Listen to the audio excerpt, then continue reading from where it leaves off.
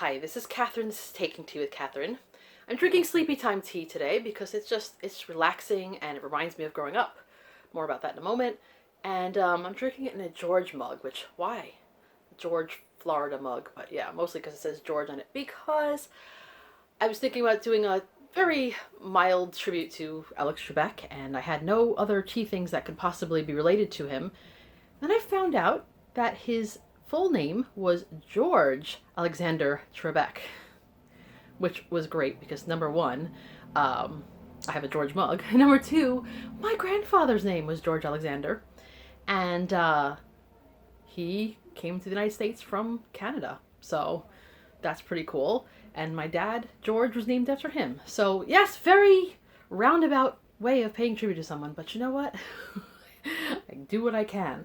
Um, yeah, that's a bit of trivia for you.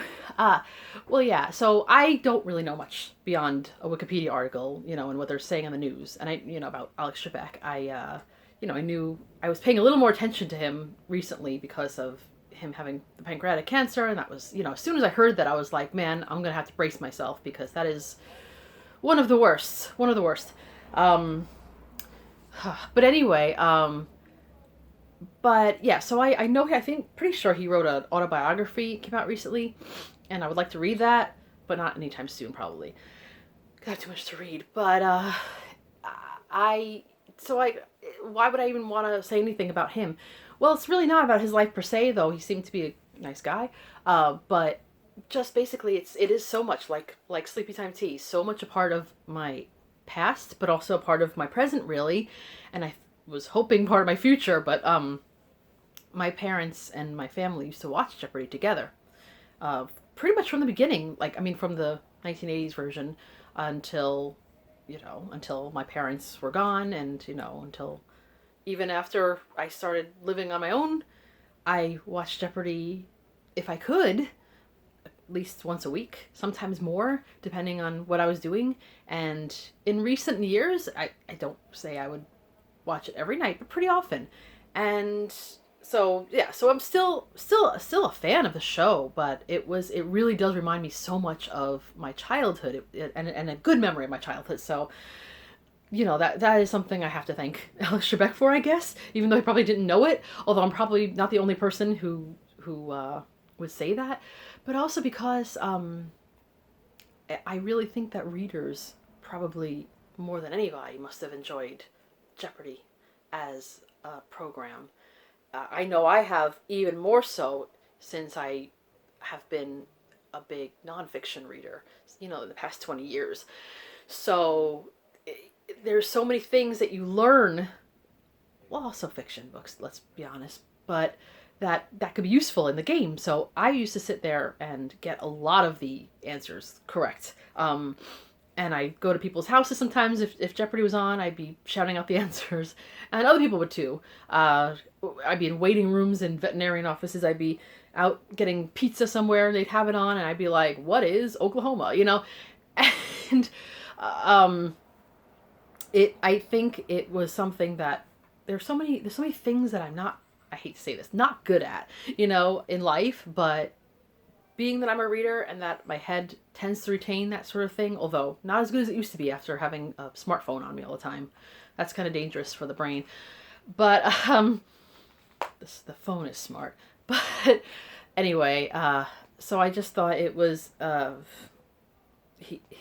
show and therefore his life in a lot of ways was kind of a, reflected well on we readers out there. Us readers, we readers.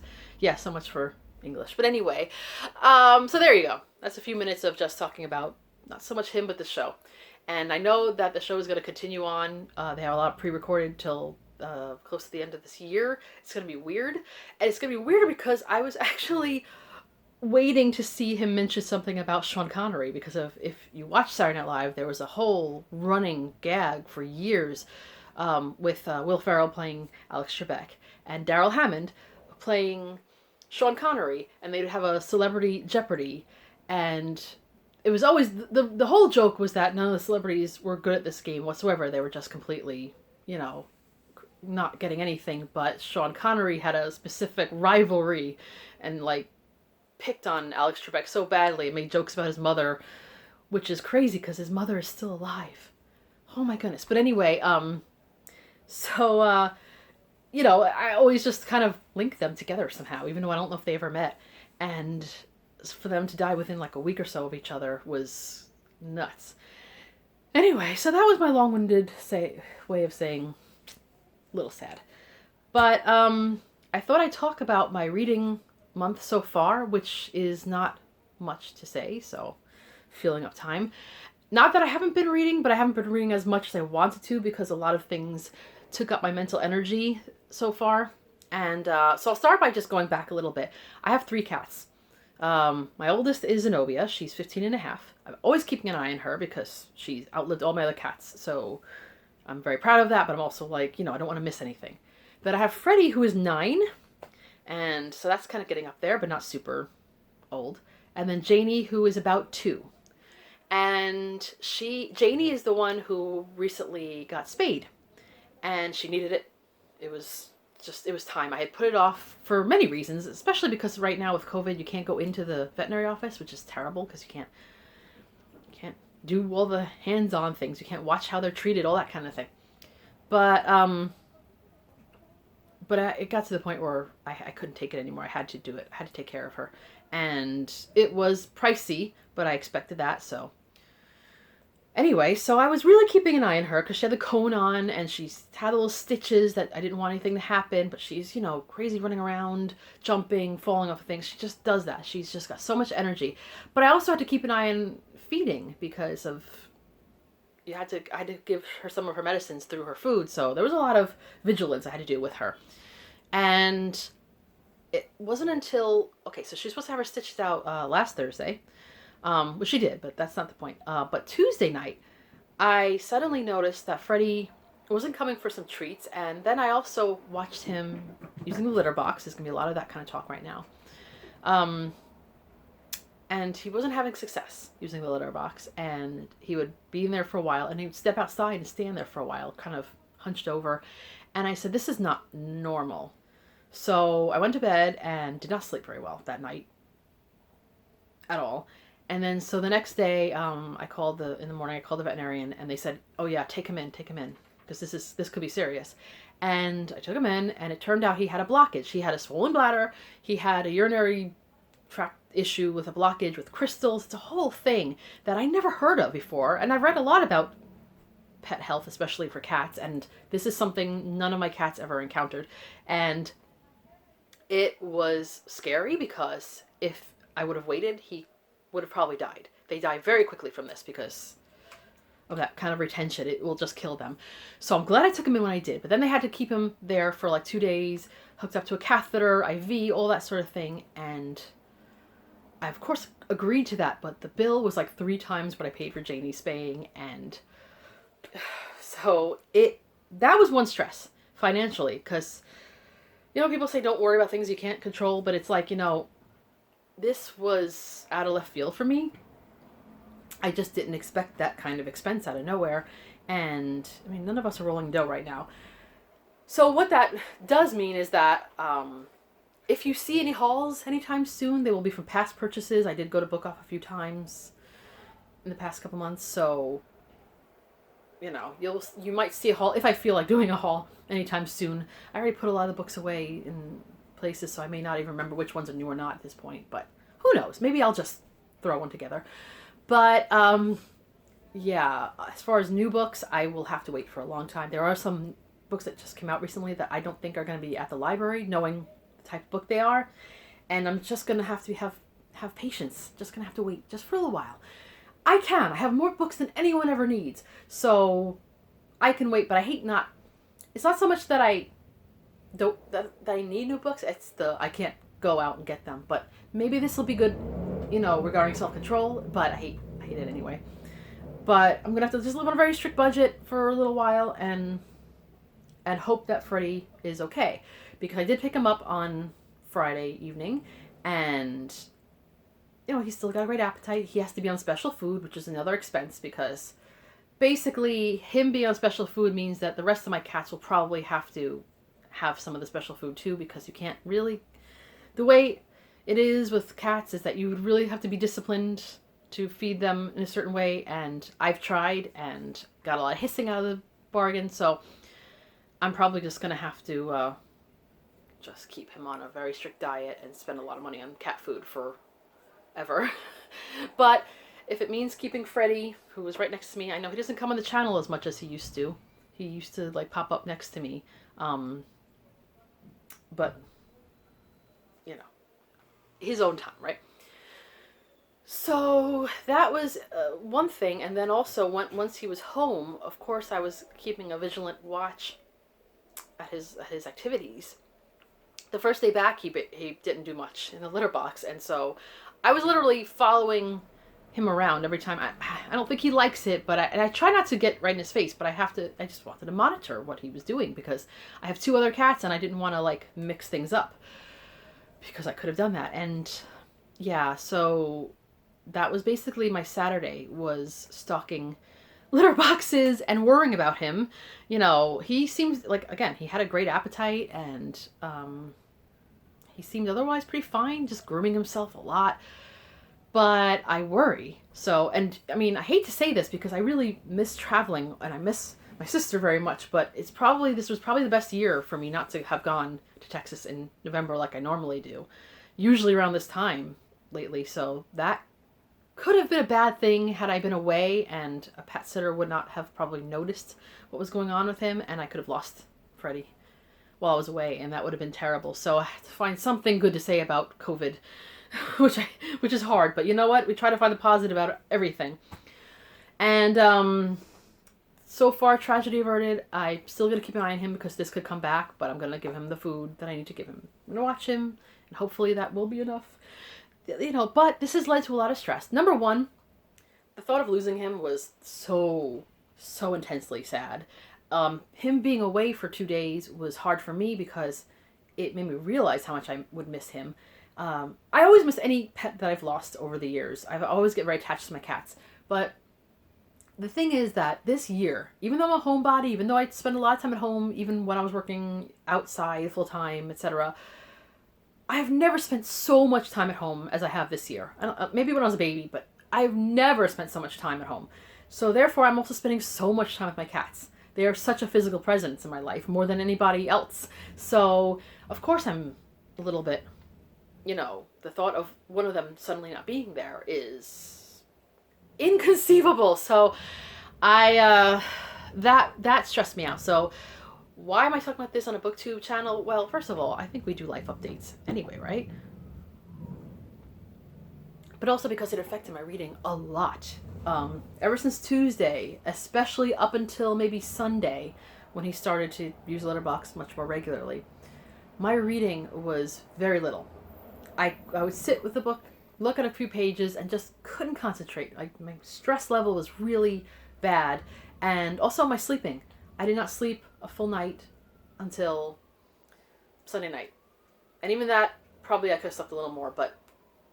So I think I still have some sleep debt, but I'm doing better now. So I was too tired, like I couldn't concentrate on things. Some people do great with little sleep. I do not. I will never. So that was what happened to me since, well, the past week or so. Janie's okay now. She doesn't have her silly cone on. She doesn't have to, you know, worry about that. She doesn't have to take any more medicines. Freddie's still having antibiotics, but I could deal with that. Yeah, so let's talk a little bit about the books I have been reading. I started a whole bunch of books because that's what I do, but I've only been concentrating on a few, and I made a little progress, nothing that I thought I would be making at this point. Because really, I should have at least finished one book by now, but we're not going to get too judgy, right? So one of the books I made a lot of progress in considering, I mean, over 100 pages, is From Holmes to Sherlock, which I'm not going to talk about too much because I'm still planning to do a TM mystery, but it's good. I like it. So it's been a good read so far. I haven't hit any snags in interest at all. So that's good. Another side point, again, I got down on myself for not reading as much, and I do realize that still in this past month, I've read more than most people read in a year on this planet. So, But and then this is a book that I managed to read a bit of. This is a library book, and it's called Rebel Bookseller by Andrew Lattice. It is why indie businesses represent everything you want to fight for, from free speech to buying local to building communities. It was written a little while back, obviously pre-COVID, but post ebooks. It basically tells you if you want to open a bookshop, you're nuts. But here's what part of what goes into it. And also based on his own experience as someone who's owned. I don't know if he still does. I think maybe he does. Maybe a children's bookstore in Chicago, and so he has experience. So he's sharing his experience, and I find that interesting. I always had this, fantasy of owning a bookshop. I never will. I've never even worked in a bookshop. I've read those Sean Bithell, whatever, Confessions of a Bookseller, Diary of a Bookseller. That's one of the books I was thinking of, that he's got a new book coming out that I probably won't be able to get from the library, sadly. But I can wait. But yeah, going by that, the thought of running a bookshop is a lot. I probably couldn't do it, but I still like to read about it. So sometimes when I can't do, I read. Oh, and I was going to show you another book, but Freddie's on top of it. So I will tell you about it instead, because Freddie has decided that it makes a very awkward pillow, but that's what cats do. So I have been reading in Romantic Outlaws, which is a fantastic book about Mary Shelley and her mother, Mary Wollstonecraft. And I haven't made as much progress as I thought, but I did hit a really Catherine nerdy moment when a certain founding father becomes friends of Mary Shelley's family. I won't say who it is, but I'll give you a hint. He won the duel. So that'll tell you something. So another book that I think I said I was reading 3 books, but here's another book that I'm reading is, and I'm actually making really good progress in this one, is Queen Victoria, 24 Days That Changed Her Life by Lucy Worsley. Lucy Worsley. And I like reading about Queen Victoria. As you may have seen in a previous video, I really got smacked right back into seriously reading, and especially reading nonfiction, because of a book I read about Queen Victoria. It was a historical fiction, nevertheless. So I kind of equate her with, my love. I equate her. Anyway, with my love for history, nonfiction, etc. And it's a nice book. It's an interesting choice to take 24 days. Obviously, that she's not writing just about those days particularly. She talked about the circumstances around it. But I have learned a lot more about Queen Victoria than I expected. Not just about her, but about her parents. Things that I didn't know about her father. And I've read other biographies, so I must have read some things about them. But I'm learning a little more. And it's a nice conversational type of writing. Not too chatty, but just enough.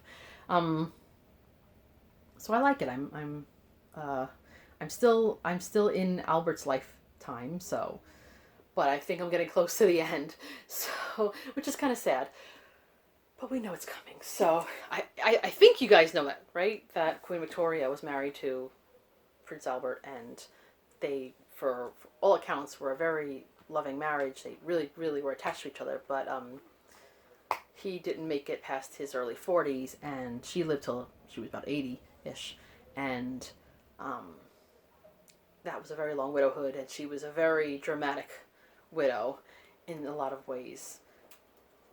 Dramatic may not be the word, but she just had a career of being a widow. And a queen. She was the queen of all widows. So, I keep saying so. So what? So buttons. Anyway, I'm reading.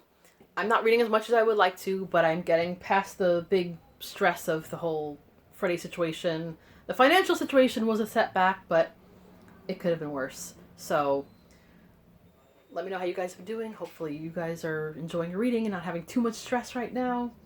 Hope you're doing okay and hope your pets are doing okay. So that's all for now. Hopefully I'll update you with other things soon. This is Catherine taking tea with Catherine, and have a lovely tea and book and trivia filled day. Bye.